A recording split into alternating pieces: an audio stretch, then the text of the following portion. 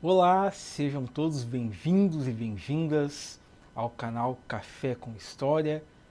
Para quem está entrando no canal pela primeira vez, eu sou Pedro Abreu, organizador e coordenador deste modestíssimo espaço.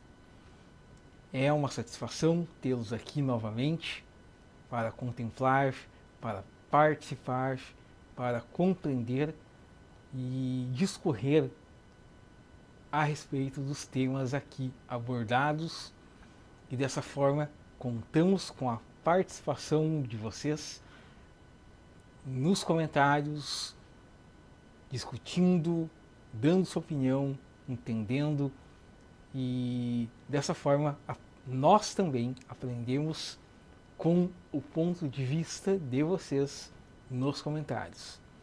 Como eu sempre falo, de praxe, não deixe de curtir, de compartilhar com amigos, com conhecidos, assinar o sininho, as notificações e dar o like, porque assim cria engajamento e faz com que o canal Café com História possa, se desenvolver mais, se propagar por mais pessoas, e dessa forma a gente possa aí alcançar um número de pessoas que vão usufruir, dessas informações, desses conhecimentos, e usufruindo desses conhecimentos possam ter também, a oportunidade de, da forma que estamos compartilhando, compartilhar com outras pessoas também. Então, como havíamos combinado no último episódio, que falamos a respeito do período regencial, um período bastante singular dentro do processo de um Brasil pós-independente. O período regencial, ele começa em 1831, com o retorno de Dom Pedro I a Portugal, porque há ali movimentos liberais, acontecendo em Portugal, há uma crise, e há também uma ruptura com o absolutismo, algo que já tratamos, em outro vídeo. Então, Dom Pedro I, ele deixa o Brasil, vai a Portugal em 1831, deixa seu primogênito, Dom Pedro II, que vai se tornar aí o primeiro imperador, e o período regencial dura de 1831 até o seu apogeu em 1840, com o golpe da menoridade.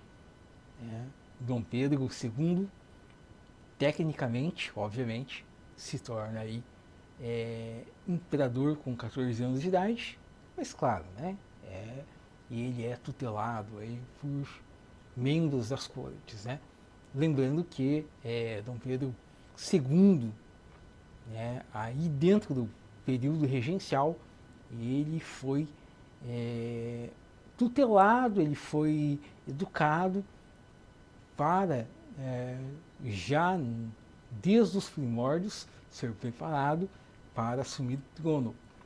E um dos seus educadores e tutores inicialmente foi José Bonifácio de Andrada e Silva, como discorremos num vídeo só sobre ele, foi o patriarca da nossa independência. E com certeza não podemos deixar de negar que, apesar dos pesares, apesar das controvérsias que o Bonifácio se desenvolveu e se registrou-se na sua biografia, foi e é uma das mentes mais brilhantes, dentro desse Brasil, pela sua intelectualidade, pela sua visão estadista, pelo seu abolicionismo muito presente, embora infelizmente pouco praticado, justamente por estar refém aí de condições necessárias que possibilitassem, no momento próprio, desfecho do processo de independência do Brasil. como eu havia combinado com vocês, no último vídeo nós falamos a respeito do período regencial, né? 1831 a 1840. E dentro do processo regencial, nós temos aí bastante características que torna este período singular. E por que torna singular? Pelo seguinte, porque nós temos aí uma maior centralização de poder, né? Visto que as cortes aí, né, a regência assume, né, de forma coletiva o comando do Brasil, né, imperial e pós-independente. Visto que, a partir de 1831, Dom Pedro II, Dom Pedro I, né, ele retorna para Portugal e Dom Pedro II ainda é uma criança desenvolvendo-se e sendo preparado para ser o imperador do Brasil, né, como falei, a partir de 1840. Certo? O que acontece neste período regencial? Com uma maior centralização de poder, nós temos aí um processo singular, que é singular pelo seguinte motivo: nós temos aí eclosões de revoltas regionais de cunho separatista, de cunho, em tese, né, eu coloco bem entre aspas, abolicionista e federalistas, certo? Nós temos aí uma das principais e a mais longa dessas revoltas que ocorrem dentro desse período de 9 anos, que é a regência no Brasil, que justamente é a Guerra de Farrapos, ou que alguns preferem denominá-la de Revolução Farroupilha. Eu costumo denominar de Revolta de Farrapos, porque revolução, né, propriamente dito, ele seria uma ruptura total de sistema. Na verdade, nós temos com a Revolução Farroupilha uma ideia, né, de manutenção de privilégios de elites locais. Então, revolução, né, não é algo que eu posso rotular, que eu consigo rotular para Farrapos. É uma guerra, né, que vai se desenrolar no ano de 1835, liderada pelo coronel e deputado federalista Bento Gonçalves, que auto se titula, né, aí general, mas que na verdade ele era, né, um estancieiro, deputado e também coronel de milícias, né? Ele era líder de milícias na província de São Pedro, né, atual Rio Grande do Sul. O que nós temos aí neste processo? Tá? Nós temos aí uma influência muito grande da maçonaria, né? Bento Gonçalves, como líder, né, deste levante regional e estancieiro, ele é aí um maçom. Ele vai, né, arquitetar todo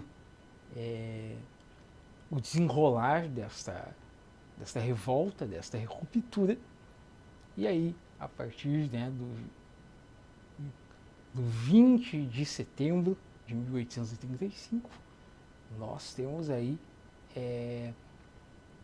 este levante com o apoio da maçonaria, em que forças regionais de caudilhos, de estancieiros, com o apoio de escravizados, de lanceiros negros, de peões, formam aí um exército armado que, tendo seu início né, com a invasão de Porto Alegre e destituindo, né, no ano de 1835, o presidente da província de São Pedro.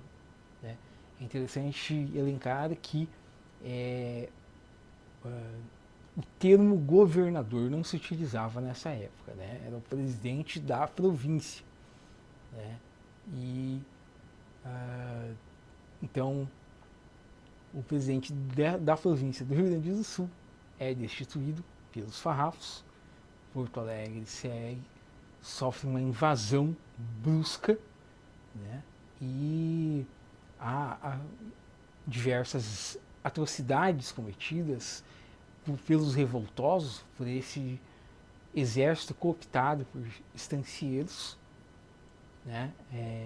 Há saques, a violência, a estupros na capital da província de São Pedro, e então os farrapos dominam a capital, mas aí acontece um fato paralelo a este processo de invasão da capital. Né? Bento Gonçalves, ele é detido pelas forças imperiais e ele é transferido para a Bahia, né, em prisão, consegue fugir, né, dessa prisão e retorna ao Rio Grande do Sul. Neste meio do caminho, né, as forças imperiais conseguem reconquistar Porto Alegre, né, e os farrapos eles retornam do início do processo, eles retornam de onde eles vieram, que era justamente a região do Pampa, a região estancieira, a região missioneira, né, do interior. Né? Eles vieram do interior e conquistaram a capital da província de São Pedro, que é assim que se chamava, e aí destituem esse presidente da província. Mas aí Bento Gonçalves ele consegue fugir dessa prisão, ele consegue retomar aí a liderança da revolução. É um fato interessante que, por receio, né, de investidas das forças imperiais, né, a República Rio-Grandense, que ela é proclamada, ela tem 3 capitais, só que essas 3 capitais elas sofrem transferências por receio dos próprios líderes farroupilhas de que o Império poderia abatê-los de uma forma aleatória e imprevisível. Né? Então, a capital foi Piratini, né? E foi Rio Grande, e também ela também situou-se numa região próxima ali de Erechim, no centro do estado. Então, a Revolução Farroupilha, ela tem esse caráter assim de que havia ali a proclamação de uma república de cunho federalista, mas havia também uma prévia de que essa república estava num processo muito volátil, né? E que as forças imperiais poderiam atacar constantemente. Então, em cada local, né, que concentrava aí o maior número de tropas, eles proclamavam uma capital, né, como detentoras do comando das forças da Revolução, mas eles mudavam. Então foram para o centro do Rio Grande do Sul, próximo, que hoje é Erechim, aí foram para o Alegrete, e aí foram para o Rio Grande e para o Porto do Rio Grande, e tomaram aí essas proporções de forma indefinida. O que acontece nesse processo? Eles seguem ao norte, né, chegam em 1836 a Lages, conquistam Lages, e um fato curioso é que com a conquista farroupilha eles proclamam a República Lagiana em 1886. Algo que não é visto, não é comemorado, não é enfatizado, mas a cidade de Lages, né, que faz divisa com o atual município de Vacaria, foi, né, com essa invasão farroupilha, proclamada uma república independente. E do outro lado, Giuseppe Garibaldi, com Anita Garibaldi, que há lendas, suposições que tenha nascido em Lages, embora saibamos que a probabilidade maior é que ela tenha nascido em Laguna, mas não se sabe ao certo onde Anita Garibaldi nasceu. Ela casa-se aí, né, com Giuseppe Garibaldi, eles se conhecem nessa efervescência e neste movimento eles tomam Laguna, no sul ali do estado, e proclamam uma República Juliana. Então, dentro de Santa Catarina, pelo mesmo movimento farroupilha, nós temos duas repúblicas distintas proclamadas dentro dessa eclosão separatista que iniciamos no Rio Grande do Sul, né? Pelo lado de Lages, a República Lagiana, que poucos falam, e do lado de Laguna, pela tomada de Laguna, temos aí a República Juliana. Claro que depois, né, as forças do Império observam, né, de forma detalhada, pelo, então, Caxias, né, que vai se tornar futuramente Duque de Caxias, mas nessa altura ele é apenas um general, né?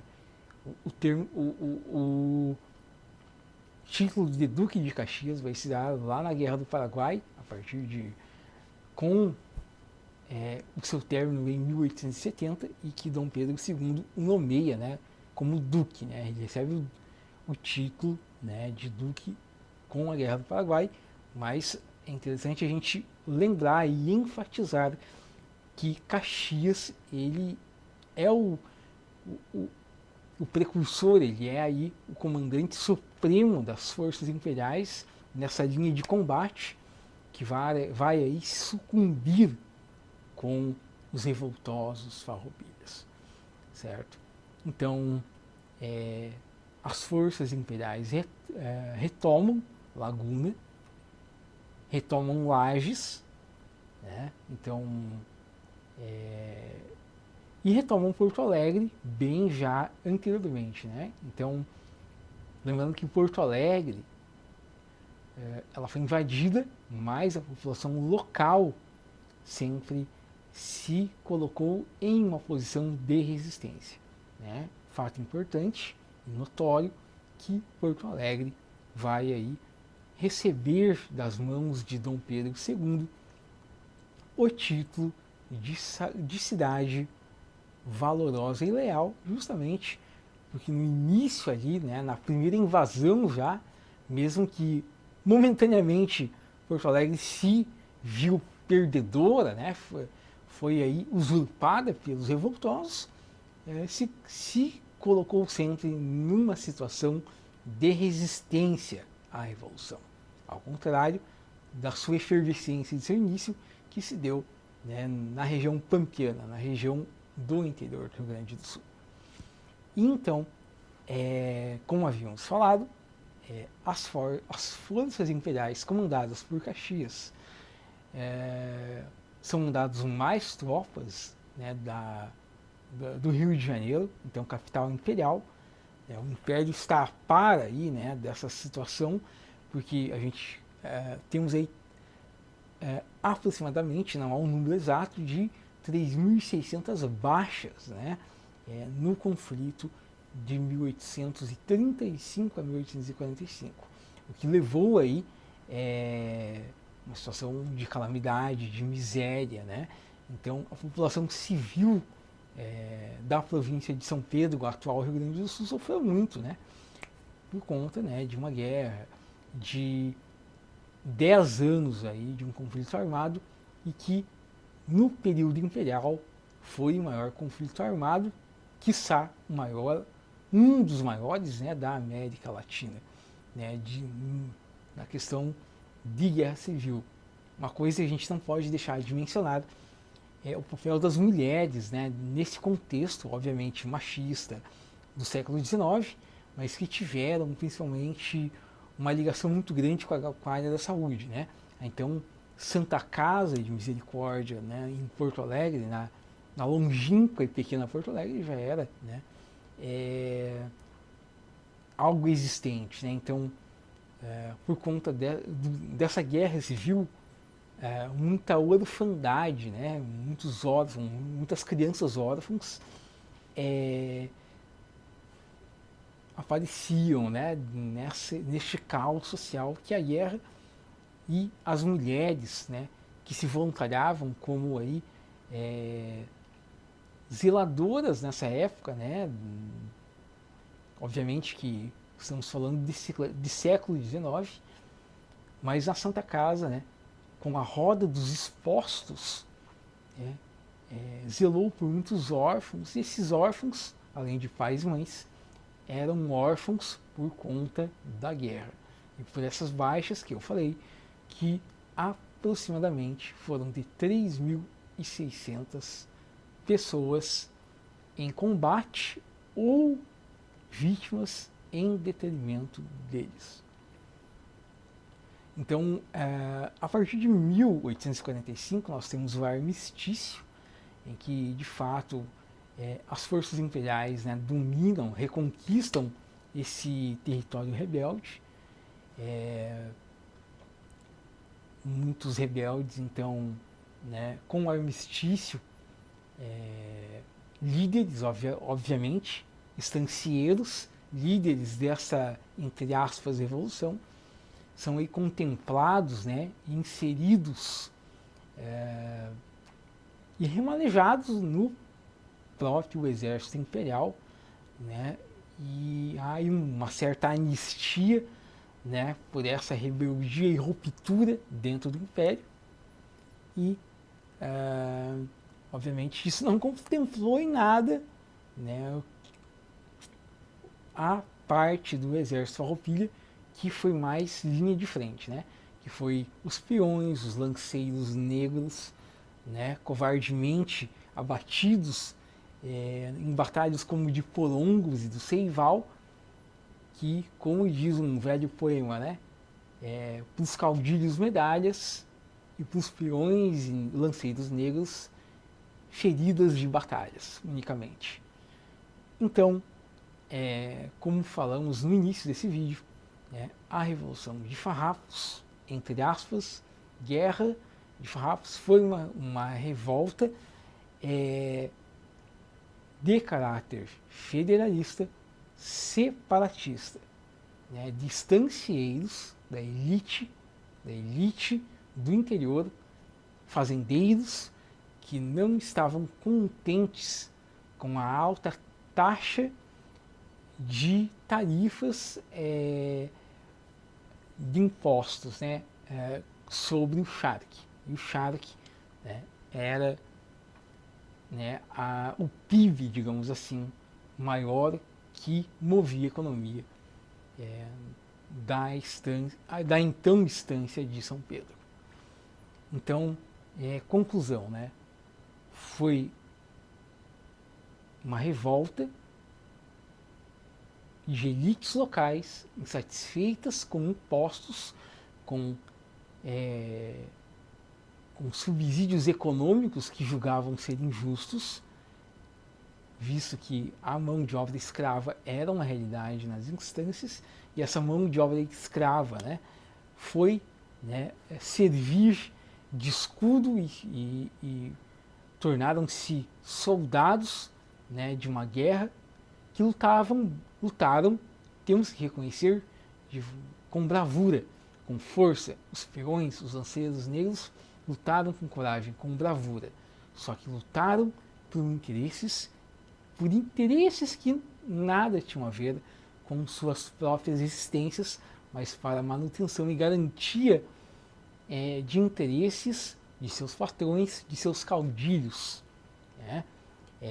Havia promessas abolicionistas, mas eram promessas e de pouca probabilidade que seriam cumpridas, visto que todo o Brasil e a província de São Pedro não era diferente, toda a mão de obra, praticamente 90% era escravizada. Então, obviamente que era uma promessa à abolição. Mas, se isso de fato era a realidade, é uma pergunta que eu deixo para vocês nesse vídeo. Então, a revolta de Farrapos foi uma das revoltas nesse período de 9 anos regencial, e nós vamos discorrer a respeito de outras revoltas, né, como a Sabinada, a Balaiada, revoltas que ocorreram neste período centralizador dentro do Império. São esses conteúdos que gostaria de compartilhar com vocês hoje. Agradeço pela atenção e até o próximo episódio. Tchau!